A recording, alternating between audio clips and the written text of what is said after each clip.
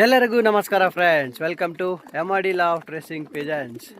ಇಲ್ಲಿ ನೋಡ್ಬೋದು baskets ready ಆಗಿದ್ದಾವೆ. ಮೇಲ್ಸ್ ಫೀಮೇಲ್ಸ್ ಇವತ್ತು 20 ಕಿಲೋಮೀಟರ್ ಟಾಸಿಗೆ ಹೋಗ್ತವೆ.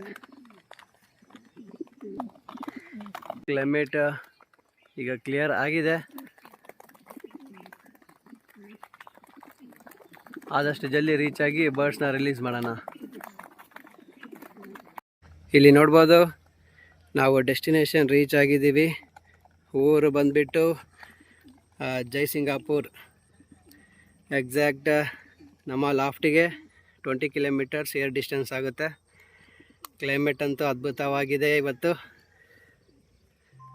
ಫುಲ್ಲು ಚೆನ್ನಾಗಿದೆ. ಬರ್ಡ್ ಹೋಗ್ಬೇಕಾಗಿರೋ ಲೊಕೇಶನ್ ಈ ಕಡೆ. ಈಗ ಬಿಸಿಲು ಕೂಡ ಜಾಸ್ತಿ ಇದೆ. ಈಗ ಎಕ್ಸಾಕ್ಟ್ 7 o'clock ಆಗಿದೆ. ಪರವಾಗಿಲ್ಲ, ಈ ರೀತಿ ಕ್ಲೈಮೇಟ್ ಇರೋದು ನನಗೂ ಖುಷಿ ಆಗುತ್ತೆ, ಬರ್ಡ್ಸಿಗೂ ಖುಷಿ ಆಗುತ್ತೆ ಆರೋದಕ್ಕೆ. ಈಗ ಬನ್ನಿ ಬರ್ಡ್ಸ್ನ ನಾವು ರಿಲೀಸ್ ಮಾಡೋಣ. ಎರಡು ಅಟ್ಯಾಚ್ ಮಾಡಿ ಬಂದುಬಿಡು ಬ್ರೋ, ಸೈಡಿಗೆ ಬಂದು ನಿಂದು ಬಿಟ್ಬಿಡು ಬಾಕ್ಸಲ್ಲಿ.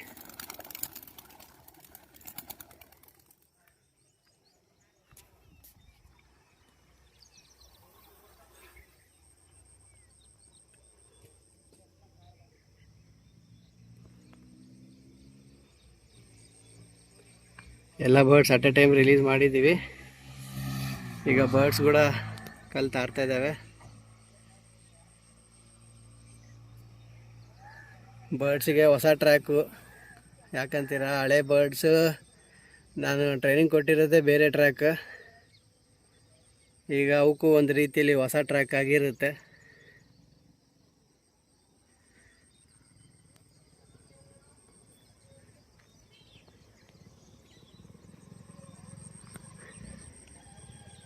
ಹೈಟಲ್ಲಿ ಹಾರ್ತಾ ಇದ್ದಾವೆ ಬರ್ಡ್ಸ್. ಈಗ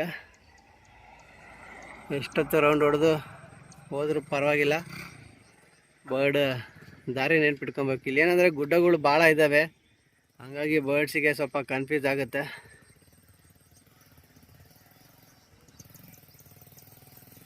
ಬನ್ನಿ ಫ್ರೆಂಡ್ಸ್, ಇನ್ನೇ ನಾವು ಮನೆ ಕಡೆ ಹೋಗೋಣ. ಬರ್ಡ್ಸ್ ಎಷ್ಟೊತ್ತಿಗೆ ಬಂದು ಅನ್ನೋದು ನಿಮಗೆ ಶಾರ್ಟಾಗಿ ಮಾಹಿತಿ ತಿಳಿಸ್ತೀನಿ.